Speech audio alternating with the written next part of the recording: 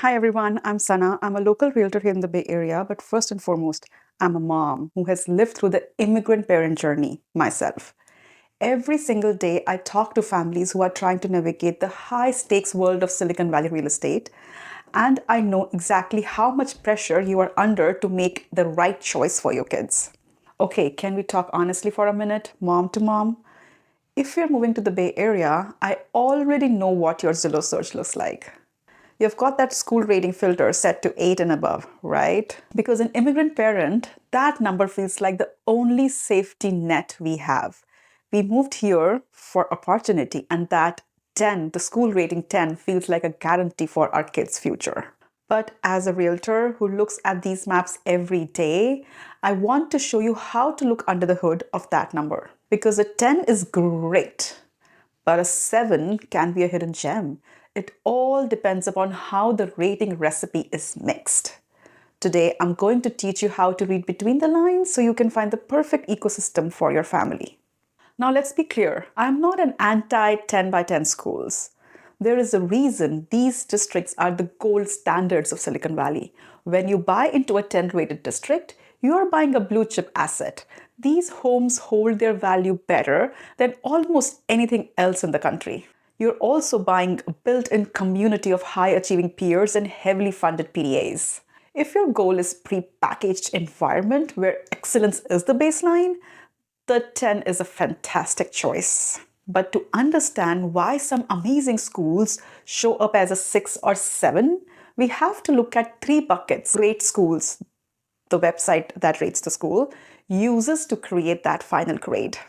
Now, think of GreatSchools rating like a recipe. Most parents just look at the final dish, the number 1, the number 7, or the 10.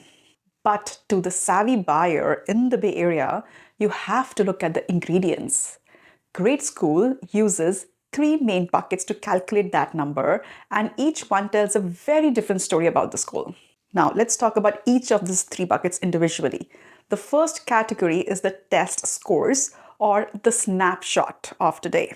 This is what most people think the rating is. It's a simple snapshot. Out of 100 kids, how many passed the state's math and English exams last year? In the Bay Area, this is often a snapshot of privilege because raw test scores are highly correlated with families' income. This bucket mostly measures which parents can afford the best preschools, the private coding camps, and the high-end tutors. School with the 10 here in this category means the kids are performing at the top of the state, but it doesn't necessarily tell you if the teaching is what got them here, or if they were already high flyers when they walked through those doors. Now let's talk about the second bucket. It is the student progress, or the value add score. Now this bucket, this ingredient in the recipe is my favorite. This is student progress or growth. If test scores tell you where the kids are, the progress tells you how far the school moved them. California actually tracks individual students from one year to the next. If a child starts the year behind grade level but ends the year caught up, that school gets a massive progress score. I often see schools with a 6 for test score but a 10 for progress. What does this tell us? It tells us that those teachers are miracle workers. They are talking to students who might be learning English as a second language or who didn't have elite preschools, and they are accelerating their learning faster than a 10 rated school. As a mom, I want to know, is the school adding value to my child or just coasting on their existing talent, right? Let's move on to the third major category, the third major bucket of this recipe. It is known as the equity or the opportunity badge. This is where it gets a little technical. This measures whether the school is serving all students equally. As of late 2025, GreatSchools actually simplified this. They no longer use equity as a penalty that drags down the main score. Instead, they give schools a high equity badge if they have closed the achievement gap between different groups. If you see a 7 school with a high equity badge, it means that school is an expert at personalized instruction. They know how to reach every single child regardless of their starting point.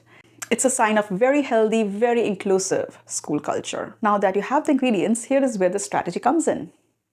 This is how a 7 can actually be a 10 in disguise. I often see schools that show up as a 7 overall, but when you click inside, their student progress is a 10. As a mom, I love these schools. They offer high value education without the $1 million premium on the home price. You're getting a 10 rated teaching at a 7 rated price point. It's an undervalued asset for your family. Now, beyond the data, we have to look at the life your child is actually going to live. This is where we talk about the big fish strategy. For parents focused on Ivy Leagues or UCs, remember, colleges look at students relative to their peers. Being the top performing student at a solid 7 rated school often shines brighter on an application than being middle of the pack at a high pressure 10 rated school. And then there is a financial nuance. If you buy in a 7 rated zone and save a 500K on your mortgage, you can have the capital to custom build your child's success. You can afford the best private coaches, the global travel, and the elite summer programs, all while living in a bigger, newer home. You aren't sacrificing their education, you are reallocating your resources to give them a more tailored experience. At the end of the day, there is no right or wrong number. There is only the strategy that fits your family goals. Whether you want a blue chip 10 or a hidden gem 7, my job is to help you see the whole picture. If you found this helpful, please like this video and subscribe to the channel. It really helps me reach out more families just like yours. And if you want to walk through the maps of these different districts and see the growth scores for yourself, let's book a call. Click the link in the description. I have lived through the immigrant parents' journey, and I am here to make sure your move is based on real nuance, not just a Zillow filter. I'm Sana. I'll see you in the next one.